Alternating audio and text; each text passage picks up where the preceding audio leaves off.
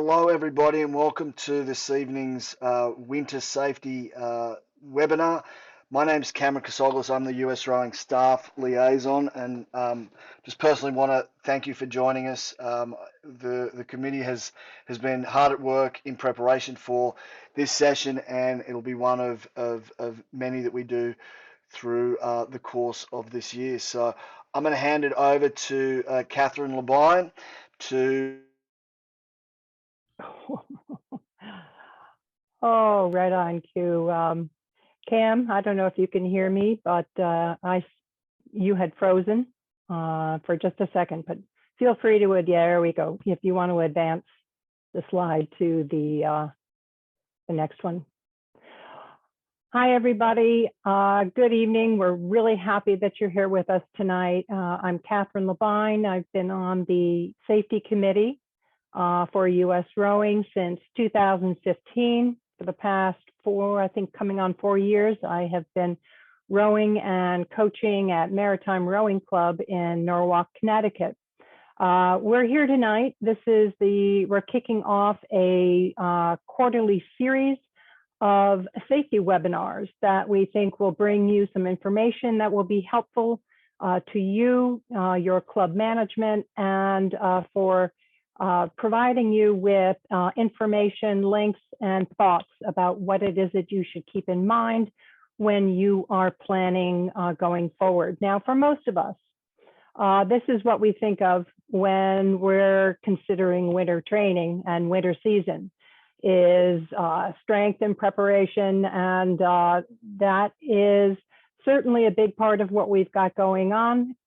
But what we do also need to understand is that there's a lot more that we can be taking care of during the season. So Cam, maybe we can pop the next one.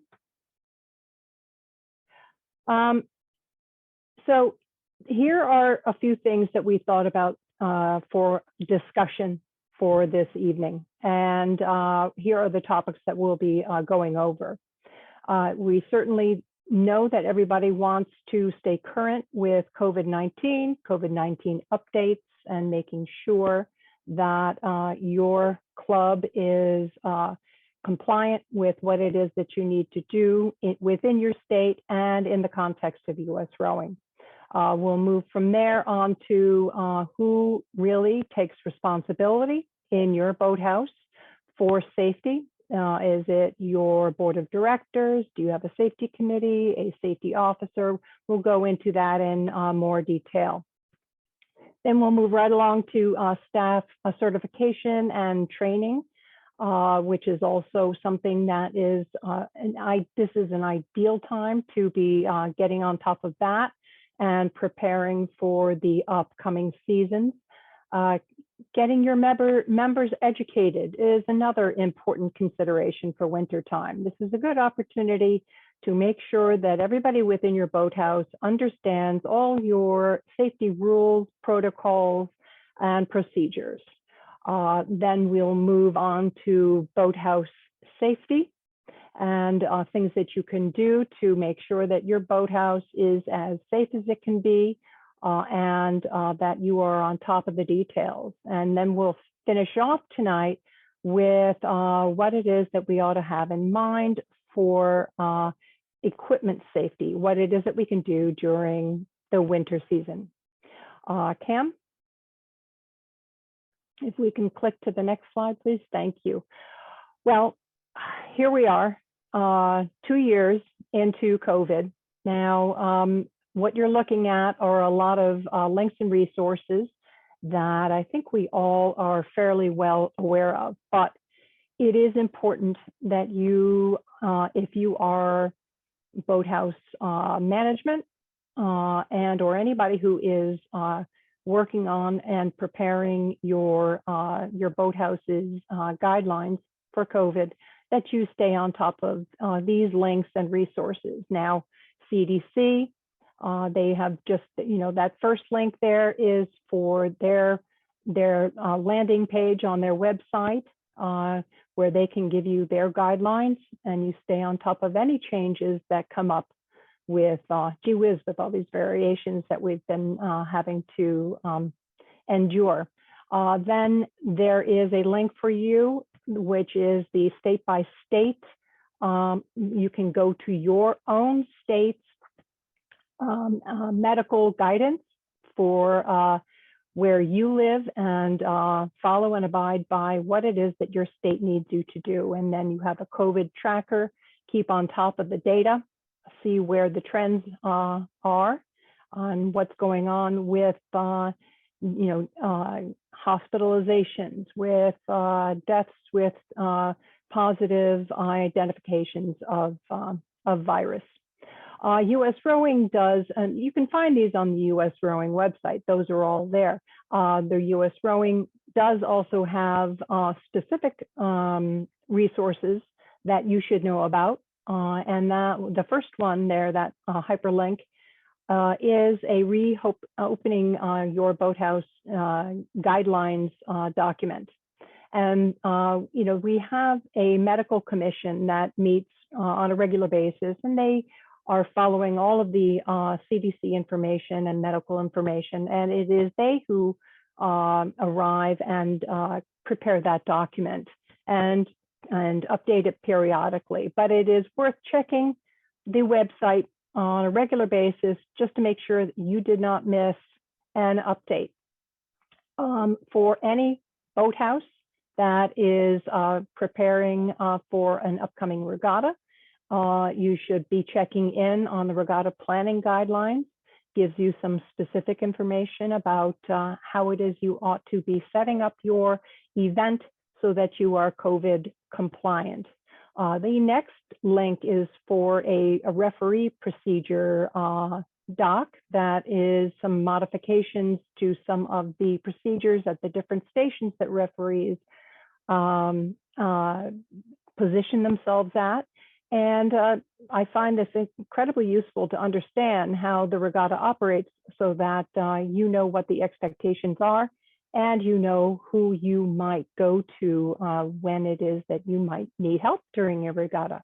I just want to take a moment and say that this, you're going to be getting a PDF after our presentation, and it is rich with all of these links and all the links to documents and websites. So don't be concerned about missing any of this. You will have all of this when it is that this is shipped out to you.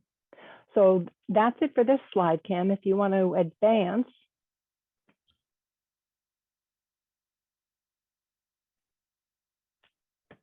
And Matt, you have something to say about, for this slide.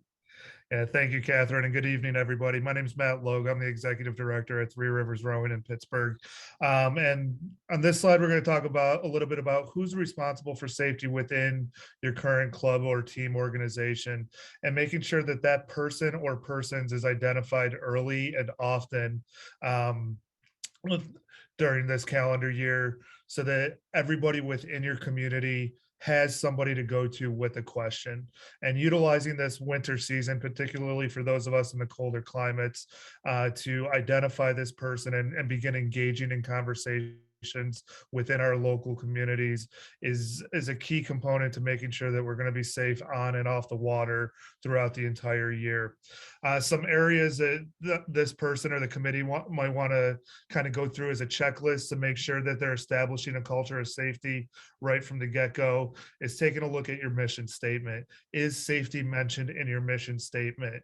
If it is, great. If it's not, why not? Should it be? The mission statements of our organizations really define what our priorities and values can be. So we really encourage all organizations to make sure that safety is up front and in that foremost mission statement going forward. The club and safety committee and officer should have the responsibility of reviewing the current safety plan for the organization and making sure that it is up to date with all of the best practices and laws that are specific to your body of water and the region that you row in. Each state may have different laws governing their respective bodies and of water, And the federal government is even making updates to laws on a very regular basis that can have impacts on our rowing programs and operations. So making sure that there's an individual or a group accounting for that and keeping an eye on those changes and updates, and making sure the club safety plan reflects those updates is a key to establishing that culture of safety within the boathouse. And when we talk about a culture of safety, it goes much further beyond just a mission statement and an updated handbook. You want to we try to encourage a conversational culture of safety within our rowing community so that individuals feel comfortable talking about safety and asking questions that they are unsure of at any given time. The worst thing that can happen with safety is that we have a fixed mindset culture where this is what the manual says, we're not changing it, this is what you have to do this, and that's the end of the story. We want safety to be conversational because within our community, each individual member can be a resource, comes from a different background or set of experiences, provides a unique perspective or interpretation of what's already there. So if we have a conversational culture of safety, we can expand on these and enhance our own culture of safety, enhance our protocols and procedures to make sure that, everything is as transparent and as effective as it needs to be to make sure everybody's safe when they're out on the water. And for these club safety officers in the committee, and really anybody that's wants to know, like, why is this important? Why we haven't had an accident in 30 years? Why do we need to invest in this or give somebody this responsibility now? The Thom and Weir report is kind of like a great case study in why this individual is important. And if you're not familiar with it, it is a report that was actually done by a marine casualty insurance company after a rowing incident in Ireland a couple years ago, and is incredibly thorough, is incredibly eye-opening and transparent at all levels of what would happen if there was a major incident at one of our clubs or organizations. And so now, again, being in the winter, maybe a little bit more time, read through that report, identify these individuals, review your safety plans, have these in-depth conversations now so that you can be prepared before we go back on the water. It's much easier and much more thorough to have these conversations now than when somebody's trying to launch a boat or trying to get down to the dock in an unsafe situation. So taking the time to identify those individuals and go through this due diligence is incredibly important. And to help with that, there are a lot of great resources currently on the USRowing safety webpage: the safety expectations policy, the audit and checklist, the safety video. There are links to a lot of the webinars that the safety committee have done throughout the pandemic and the last couple conventions, all of which can be resources to your own plan and your own culture of safety. I had a teacher in college for one of my education classes that said, if you see something somebody else is doing and you like it, steal it. We in this sport should not have any pride of authorship or ownership over things that can elevate all of our clubs and make us better. If you see something on somebody's website or the way something in a handbook at another club is written that trains on a similar body of water as yours, take it, steal it. There is absolutely no need to reinvent the wheel and make it specific to your organization or your body of water. A couple other things to kind of dive into before getting back into the meat of the water season. Want to make sure if you coach youth programs, your parent handbook is up to date with all new policies. Safe sports is going to be something that comes into play there. There's been a lot of recent changes, and I know we'll get to that later, but making sure that's included in your parent handbook. Our sculling and swim certifications, are these up to date and accessible? Are there opportunities for people to get ahead and start doing taking these certifications now, particularly with swim. Can the club or organization coordinate a club-wide swim test with a local YMCA or pool, or retest opportunity for maybe individuals that haven't taken a swim test in a long time? Just kind of, again, piecing together these taking advantage of the time and resources that we have at this time of year. Developing a safety consortium and connecting with local responders within your community. I can't stress how important having that local network of non-rowing but river users benefits us as an organization here in Pittsburgh, and I'm sure in many other locations as well. But taking the time to introduce yourself, introduce your organization to local Coast Guard auxiliary, local first responders, marina owners, if you have tour boats or kayak concessions or other groups that use the river, building that relationship and establishing that line of communication now does a great deal in elevating your organization and building trusting relationships with other water users that are another set of eyes if there is an on water situation that can be helpful. So really fostering those relationships and reaching out now during this time of year is critically important. We talk about PFD requirements for juniors and really for anybody. I mean, this is a good time of year to really to consider the impacts of personal flotation devices. Everything stemming from, are your life jackets that are in your safety bags and launches in good working order and up to date? Do any of them need to be replaced? What type of life jackets do you currently have available within your organization? Are they the orange life jackets? Are they vest? Are they inflatable low profile? Are they inflatable belts? The low profile belts that are available now. There's a lot of options out there, and a lot of options that have become only recently available and accessible, particularly with the low profile vest and the low profile belts that weren't available 5-10 years ago, or so we maybe haven't thought of them as another opportunity to, like, hey, we can actually use these. They don't interfere with the rowing stroke. This is something maybe our club should consider, not just for juniors, but also maybe for adults or individuals that are rowing during what is arguably the most dangerous time of season, particularly in the Northeast, which is the early spring, when the water's still in the 30s and 40 degrees and hasn't quite hit that warm summer temperature yet. So taking all of these things, putting them under a little bit of a microscope, and again, having a conversation that's not confrontational within your community, with your organizational leadership, to expand on the perspectives that are out there and find the why and the how of we can collectively make our organization safer on and off the water is a really great use of this time. And there are a lot of resources out there to help facilitate that conversation.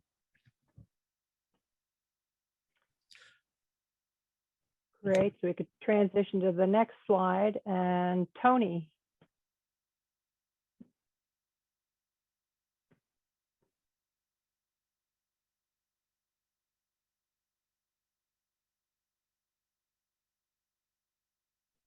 Let's get you to unmute. Sorry, I'm on. Sorry, I just wanted to mute myself during your conversations, so I'm good. I just have to get this done here. Okay. My name is Tony Martinez, and I'm from Rogue Rowing Club in Ashland, Oregon, and I am the head para rowing coach for our club.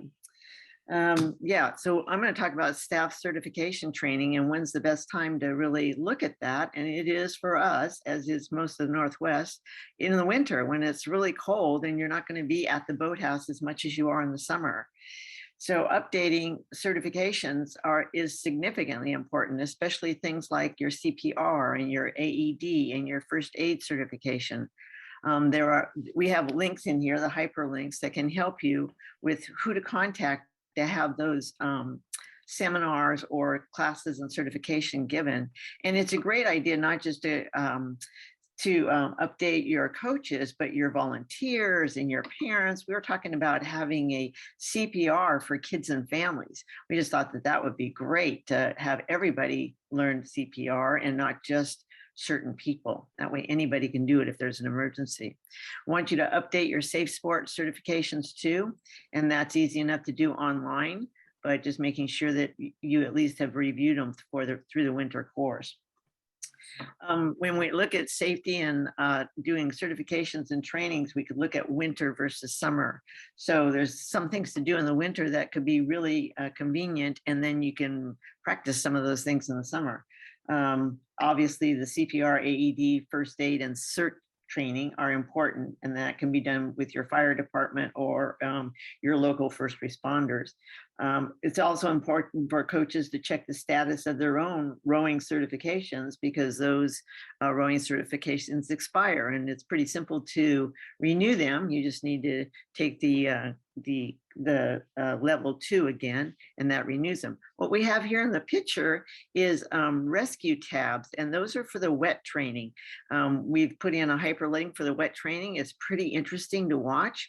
Wet training would be great to have those straps, and to utilize those straps on land first, maybe in the winter, and then to give it a try out in the water during the summer. That would really be helpful. And I can see, after lifting several people into our boats, how useful a strap could have been. We didn't have those, and so it's a matter of trying to manhandle people into boats. But the strap and the wet training is incredibly helpful. Practical training sessions can include learning to approach a rower in the water with the safety launch. And then there's procedures for hypothermia through the USRowing safety video, which is great. Another thing to do is mock disaster scenarios or premise evacuation. The mock disaster scenarios could occur if you have occurrences of high water or debris or any number of things that could happen on your waterway, to do a little practice skit with those and then to film them so that they're available for people to see, or even to practice again in the summer is great. And kids love to make up these practice scenarios. So if you want to get your juniors involved, just have them think of a scenario that you could do on the water, and then you can film them or have them film each other, which is actually even better most of the time. And then premise evacuation is pretty important too. When you think about, do you have a railroad that goes by you? Could you have a gas explosion there and you have to evacuate your boathouse premises? Or could some kind of disaster be happening that that you're going to have to evacuate your boathouse? I don't think most of us think about evacuating our boathouse, and yet we're there every day, all the time. So that's a good one to put on the list for thoughts about what to do and how to do it, and make up skits for that too. I was going to just say, let's see, what else do we have for summer plans? Oh, then if you do these practices during the winter and you become involved with them, then your summer plans can include them on the list of things to do. One of the things to do is often a flip test. If you have an aging population, when we first started, we had people that came in that were between 40 and 60. Well, now those people are between 60 and 80. And so a flip test is pretty important for people that are like 70 to 80, just to know that they still understand what it is they need to do in case of an emergency. And in cold water, those senses about what you have to do go pretty quickly. So it's important that everybody understands what to do. So that practice is relevant and important. Another thing I think that's important is designing a water map on your water base and where takeouts are. And you can contact your local fire department or your first responders to find out where they might come into your water base to pick up somebody that is injured, or fly in a helicopter and land and pick up that person. If you have a large body of water, we have a lake. It's not large, but we have a lake, but there's only certain entry places. And we kind of know them, but it would be great if the first responders actually tagged them. So our local job is to take it to the first responders, to the fire department, and find out where they would come and get people and have them mark it on their little picture of our map, as well as, so they would have that as well as us. And then also just being aware of your own hazards that are within your lake. There's local hazards that happen in occurrence at certain times a year. In our lake, we get a lot of debris with spring runoff because it takes down all of the wood that comes off the shoreline. or we also have conditions of weather that are different throughout the course of the year. Knowing those things is really important, especially to inform if you have coaches that come in and do some training with you. They need to know what those hazard conditions are. And it's important that you know them so that you can talk to them about it, to your new coaches or your traveling coaches that come in and help you out. So, and like we talked about before, all of these are on the hyperlinks that appear on the video. Okay, terrific, Tony. All right, Cam, maybe we can snap to the next slide, please. Very good. So it's winter, and you know, keeping your members up to date and informed about what it is they need to know throughout the courses of the seasons. We have provided you tonight with some resources and some ideas for some activities throughout the winter. Now, Lake Quinsigamond has on their website a 21-page, fairly comprehensive document about cold water immersion. And it's some specific information for rowing coaches and rowing clubs. It's an excellent document. If you really feel that you are, you don't know quite enough about hypothermia, this is a really good resource for you to go to. And even if you do think you know about it, this is an excellent resource to go make sure that you are really up to speed. Row 2K recently published, or perhaps republished, an article, their winter rowing safety, the 4-oar rule, 90-degree rule, and that is certainly something to be scanned and consider for your club. The next link is a winter rowing rules page that we put together at Maritime Rowing Club last winter when masters were not comfortable training indoors during the winter training season. So we created some protocols for when it was that they could go out onto the water and under what conditions. They were very specific parameters. You are welcome to go into and look and read this document. It is in a public Google folder, so anyone can access it. And if you have any trouble, you can always get in touch with me and I can get you in there. But it gives you specific parameters, temperature, temperature bands, winds, that sort of thing, what sort of shell you might be able to go out in, and that sort of thing. So, but you might like to see that and see if that might be helpful for you and for your club. Finally, in this column, we talk about this a lot on the safety committee. Really, if you have to ask yourself the question, is it safe to go out? And coaches are scratching their heads. The answer is almost probably, it's probably not safe to go out. So really keep that in mind. When in doubt, just stay on land, train on land.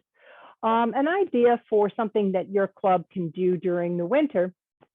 A few clubs that I know of have done this, and we have started to do this at Maritime.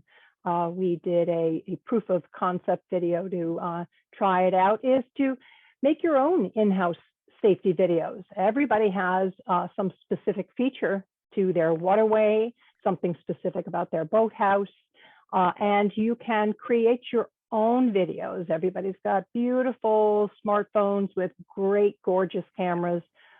Easy enough to film and edit. Just a couple of suggestions. These would be ideal to embed in your club's safety plan, which presumably will be posted on your website. Or you could have it as its very own feature on your website. It is ideal for social media posts. Just a couple of production tips. Really pick your topic. Keep it narrow. It works best if you shoot in short vignettes and then you edited it down. I had a wonderful conversation with Cam. He was intrigued by the concept of 9-second vignettes and an under 1 minute video.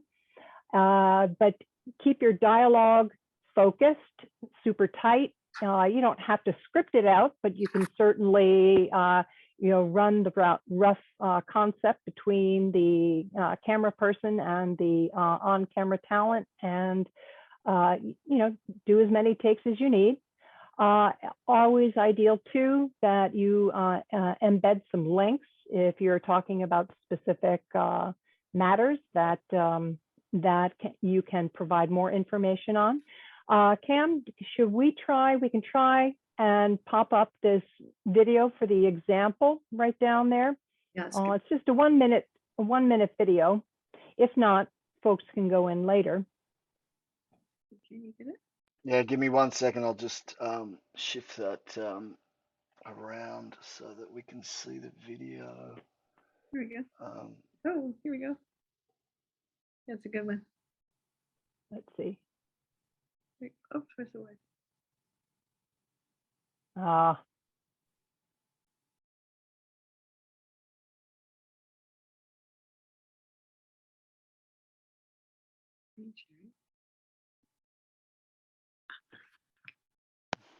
Can you see that video?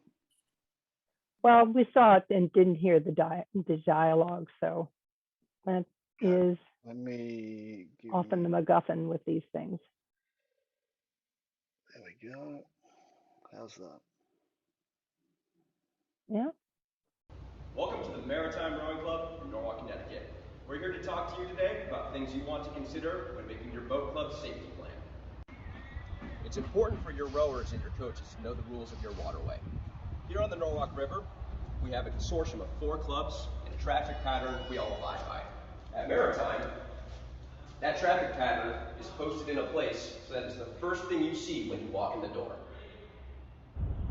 For your rowers' protection and safety, there's a specific set of equipment you want to take in your launch with you.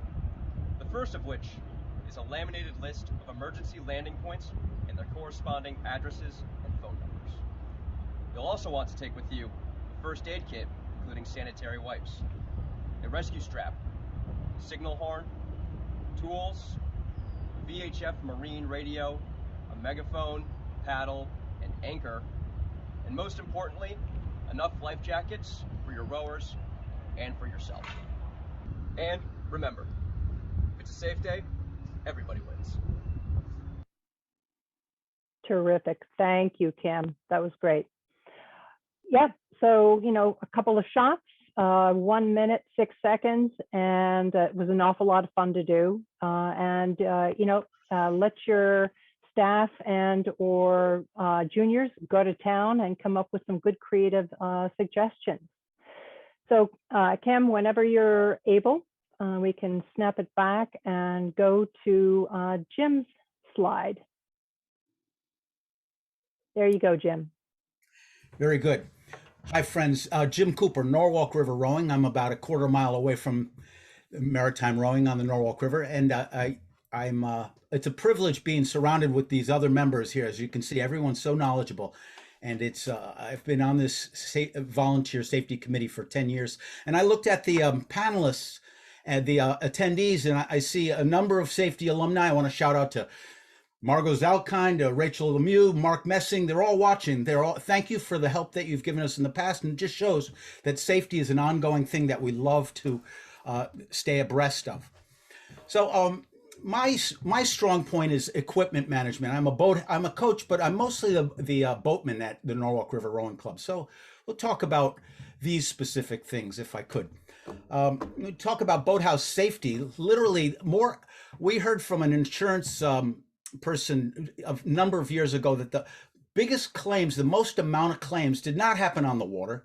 They happened on the site. They were on land. So more accidents happen on land than they do on the water, although we all think of safety as the most tragic things are on the water. But truth is, the day-to-day stuff, bunk in your head, stitches, whatnot, all happens on the land. So snow removal, salt and sand, it's a winter safety seminar, and I'm well aware that we're we're well into winter and we're almost on our way out, but that's okay. We'll keep that in mind. So people can follow you. Who's removing the snow? Who's putting down salt and sand if need be in the parking lot? Those are danger areas, you know. Lighting, it's dark in the morning and it's dark at night. Do you guys have good lighting? I suspect so, but if not, point that out to your boatmen and say, well, we need better lighting somewhere, you know. In the winter, the boathouse is not as occupied as it is during the rest of the year. So, you know, is it locked up? Who has access to the keys? Who's the primary people? Do you have a key, or do you have a combo lock of some form? And I bet most of you guys have some type of combo. We do. Security system. You may live in an area where you need a security system, and it's always a good bet. And of course, that kind of thing has gotten reduced in price, and you can monitor it from far away. Or if you're so inclined, that would be a good thing. And that would be, you know, it's partially safety, but safety of your equipment. As Catherine detailed, the COVID-19 boathouse rules, you want to at least communicate them often and with some type of poster, so that you know, reminders of what the protocol is as they walk in the door. We need face masks even in the boathouse, all of us. So it's just it's up to the athletes, coaches, parents, whomever, to bring their own, but have some available. They don't cost anything, and so are they extra available? Keep them nearby. I so like it when I go to some place and they offer face masks. It's just a courtesy. So the fire extinguishers, the photo there that Catherine provided, look, it has the three main things. It's got an emergency phone, excellent. The fire extinguisher has to be up to code, and it has to be filled, and a AED defibrillator all in a row. That's a nice safety enclave right there. Make sure there'll be a link in the National Fire Protection Agency, which has protocols for fire extinguishers. And it was interesting stuff, like that size fire extinguisher has to be X feet off the ground and not more, because there may be somebody small that needs to carry it. And so they don't want it way over your head. The AEDs, they've become, they're imperative to have around. I hope you never have to use one, but you open up the box and it tells you what to do. We should all have training, but in case you don't have training, it's pretty darn good that they tell you what to do. And but the batteries have to be current. They have to be hung in an area that people can access them, and not just the coaches, because the coach may be busy taking care of somebody and he yells to an athlete, "Go get the AED." Where's the AED? It's in the locker, locked up. No. Make sure the thing is right out in the front and center. If it gets stolen, whatever. But you got to have that thing out in the open. First aid station stocked and available to all. Same thing. You don't want to put that stuff away. You want to minimize how many athletes are rummaging through your first aid station, but you don't want to limit it. So that's my take on that. Next slide there, Cam. Thank you. So equipment safety, that was boathouse safety, and there's more to it than that, but we'll breeze through. Launches, at this point, your launches are either in or they're out. And if they're in the water and you're in freezing temperatures, I learned that you leave the transom down in the water, because the water, if it's not fresh water, if it's salt water, if you leave it up, the the water pump will freeze. And then when you go to fire it up, the darn thing will blow your water pump out and now you're messed up. So just an FYI, there is a rationale to leave the transom, leave the engine down if you're keeping your engine launches in the water and it gets sub-freezing. Servicing your launches, your outboard motors, yeah, there's a lot to do. There's always the oil change. At the very least, just get under there and drain the carburetor. If you did nothing more than drain the carburetor, but I speak from a mechanic standpoint, the thing will fire up again in the spring. If you don't drain the carburetor, the vented carburetor is going to dry up the gas, and it's going to act like paint, and it's going to clog up the jets, and now you're into the marina for $200. So if you can get out there and drain your float bowls, use the little bulb and just make sure it pours out of there with some fresh fuel. Shut off the fuel line and then just drain it. You're so much better. There's a little tip there. Bottom coating and painting your hulls. You know, the time to do it is not today. It's too cold out there. But if you know, I'm looking, we're nationwide. I'm talking from my Northeast experience. Now, some of you guys are maybe you're in California, maybe you're in New Mexico, Florida, obviously. Yeah, you can bottom coat. So that would be good. And the bottom coating is especially needed in salt water for barnacles. Freshwater, I think that you're pretty good. I envy every person that's watching us that rows on fresh water. I don't have that luxury.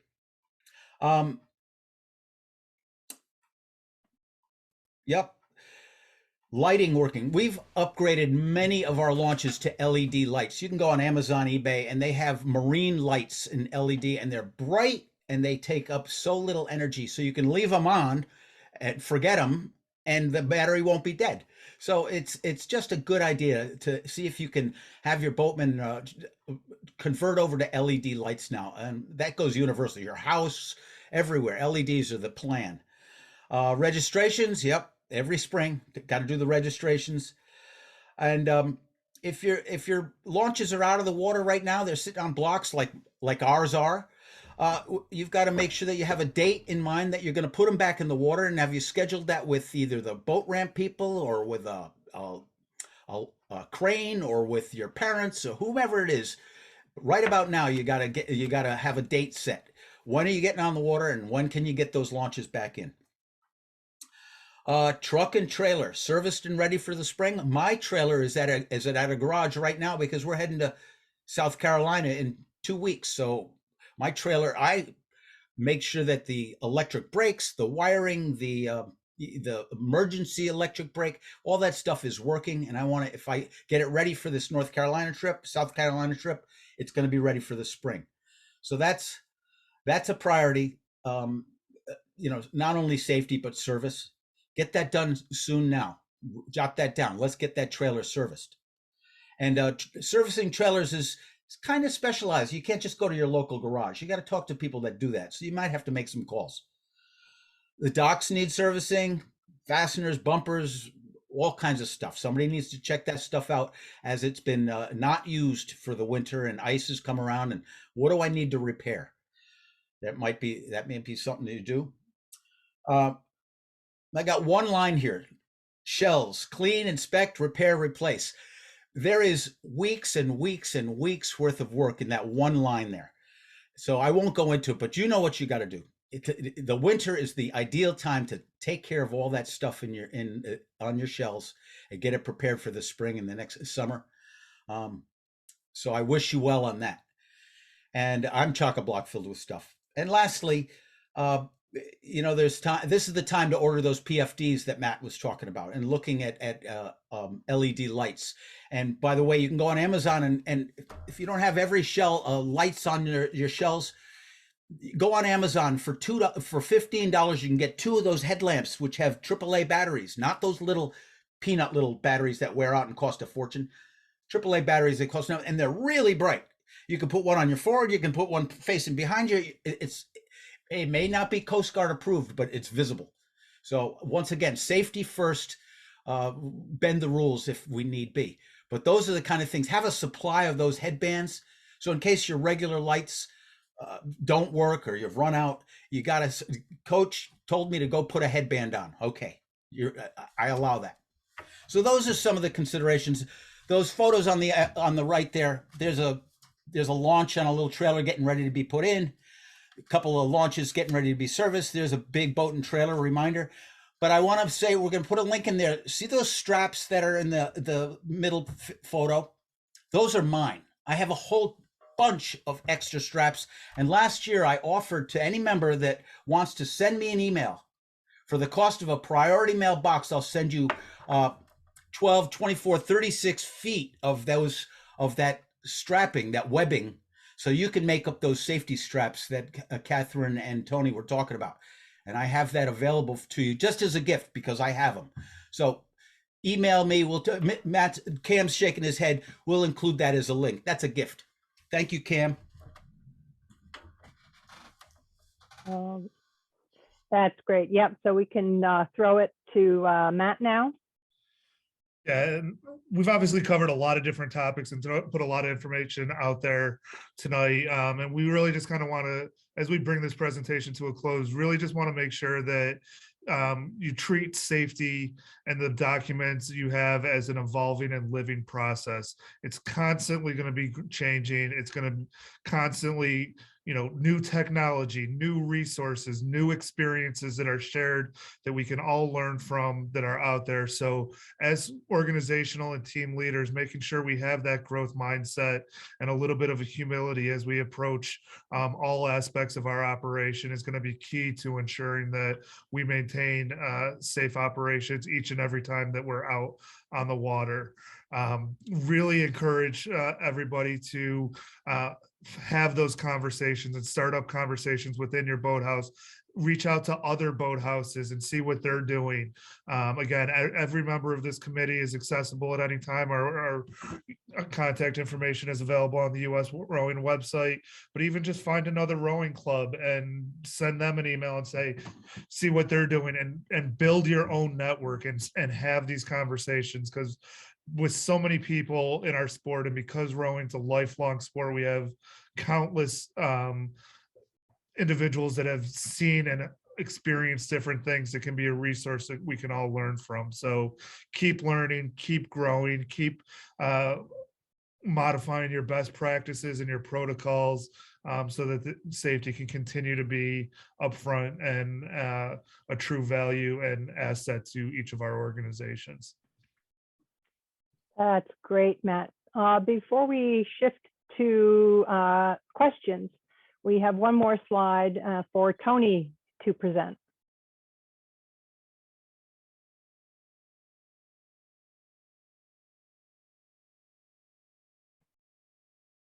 All right, I see. You want me to talk about this because I'm the newest safety member on the team. Yes.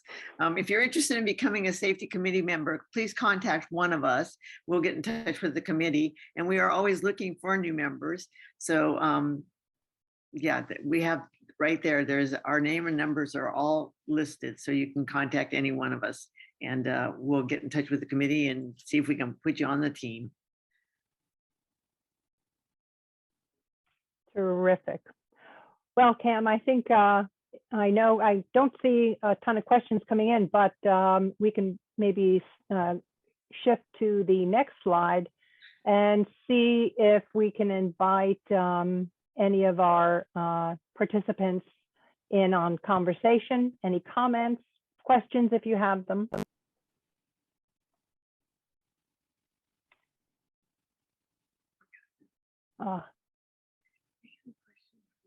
Seeing some in the chat. Well, we're appreciating, there's a number of attaboys in the chat. If you have a specific question or you want some further clarity, go ahead. Yeah, I think, just to reiterate, as giving people time if they want to write in any questions, that I think everyone has mentioned it, particularly in Matt's comments, that the culture of safety is not a incident to incident or day to day, but a moment to moment. And the more communication that goes on, certainly reiterate that we appreciate questions, appreciate being asked, what are others doing, particularly if you feel isolated during this time, to reach out and at the very least, I think we're fielding, if not weekly questions, daily questions from different groups, ranging from the use of life jackets through to swim tests, and I think that's these are areas that that are evolving as more conversations are going on with safety. Matt, I might throw one to you just as a piece as we've talked about. In terms of swim tests, you'd mentioned the YMCA. What do you guys do and what's your experience been with bringing people up to speed, not just juniors, but of all ages? Because that's been a question that has in fact come up quite recently. So Matt, do you want to speak to that just in terms of swim tests and preparation for getting people back on the water? Yeah, I mean, obviously swim tests are critically important for our sport. And one of the things that we went through here in Pittsburgh last year is we updated our sculling certification um, in light of the pandemic and how many more people were sculling. And we added the criteria that's both sculling. Um, we wanted to recertify every individual pretty much every time they changed a master's age category, or if there was a major life incident from a health perspective, such as like a heart attack or a stroke or maybe a major surgery that might impact one's ability to A, scull, but B, also swim. And putting that swim test back on the priority that, there was a mindset at one time. My high school coach said, like, once you know how to swim, you're not going to forget. You don't know. But the reality is, there's a lot of things out there where maybe we can, what factors or experiences that can impact our ability to swim. So just by talking about it again, putting it back on people's radar, but then providing the opportunity for individuals to take that. And that's where the community partnerships come in. Like, we're going to not only ask you to take it again, but we're also going to provide you with a time and place or a resource that's constantly available for you to get back in the pool.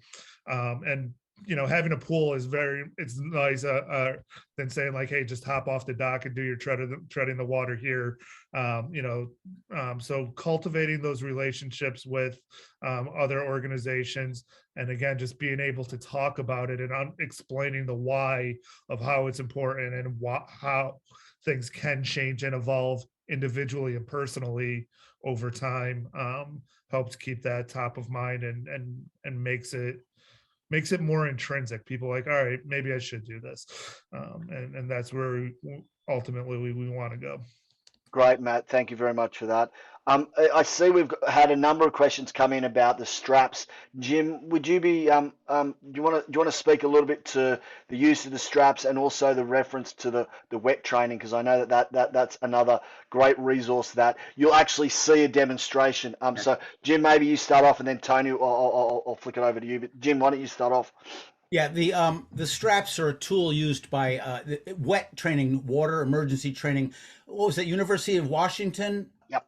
Yes. Yeah. Okay. They put out a series, probably 4 or 5 videos showing different scenarios, and each of them used some type of 12-foot strap that was just knotted at the end, but it was so much easier to throw around the athlete.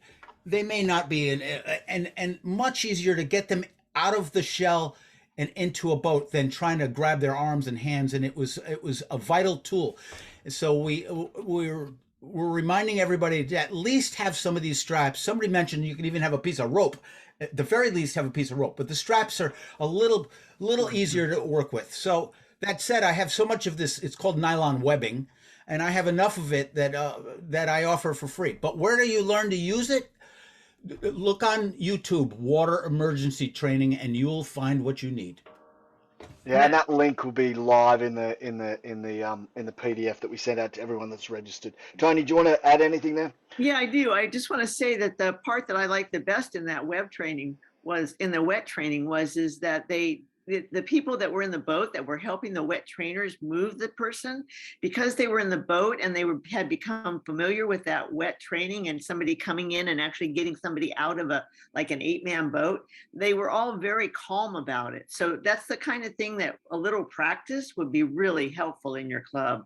So not that it would necessarily happen at your club, but it could definitely happen at a race.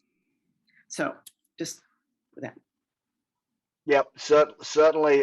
The examples there, as Catherine mentioned, just some simple videos that are online that the University of Washington folks do as a part of their, as Tony mentioned, as a part of their annual safety training. They get everybody in their club together, new to old, seasoned to brand new people, including their emergency service folks. So they bring their entire rowing community together at the beginning of the season as a celebrated event to literally go through different simulations of different events.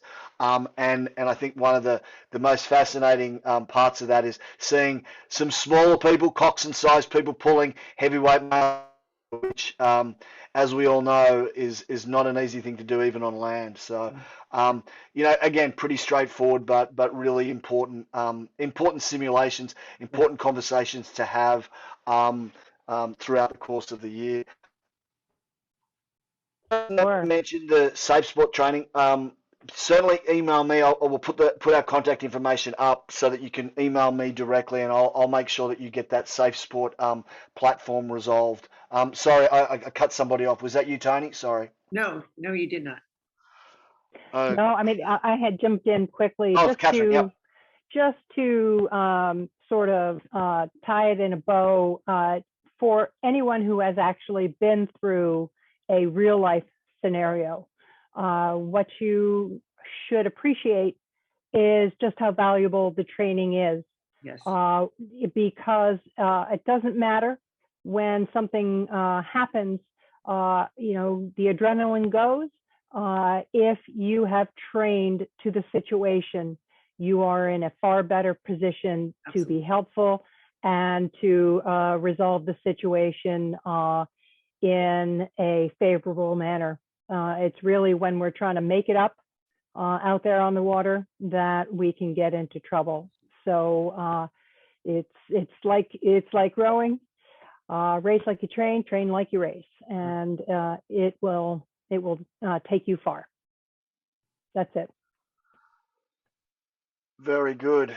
Any other questions? Am I missing anything? I think I've got everybody here. Let me just check. Actually, Heather asked a question. How do rowers who capsize in cold water let coaches know if the launch is not close? I'm thinking a whistle per boat, but word to attach so that it's accessible, not a strangle hazard. Thoughts on that one, particularly when launches aren't close? Anyone want to tackle that one? Perhaps they could tie a whistle around the strap of the whistle around the foot stretcher, and it would not be a strangle hazard, and it would not be floating away in the event of a capsize. But those Fox 40 whistles, boy, are they loud. And I worked at a rowing club where that's what we did do, was we tied it around the foot stretcher of every single shell. This is a smart thing.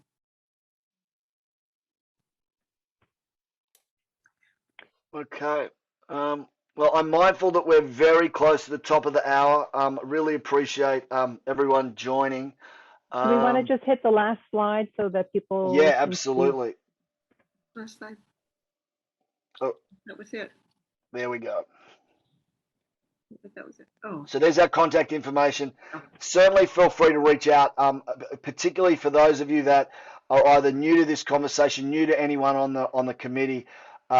Please reach out.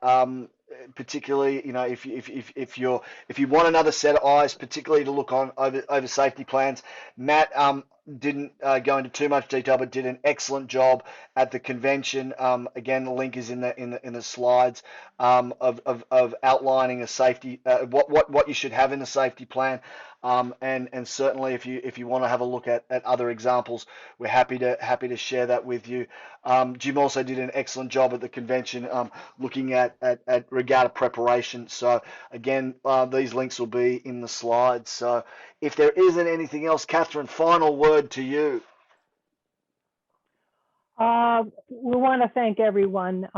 Please be on the lookout for our next webinar. We should be discussing spring matters and moving on into summer, and we will also have a fall webinar. We think that there's so much ground to cover. It's impossible to talk about all the matters of safety in one evening. Even tonight, we have only just barely touched on the kinds of things that we need to think about. But look in your inbox for the PDF that's going to come your way so that you can check out all these hyperlinks and all the resources that we've put together for you tonight. And on behalf of the U.S. Rowing Safety Committee, we thank you for attending. I think this is one of the best attended webinars that we have had so far, and that's an exciting thing for us to see. Very good, Catherine. Thank you very much. And again, thank you, everybody. We're moments away from the top of the hour, so just under 80 people, Bill, with close to 100 people that registered to answer your question.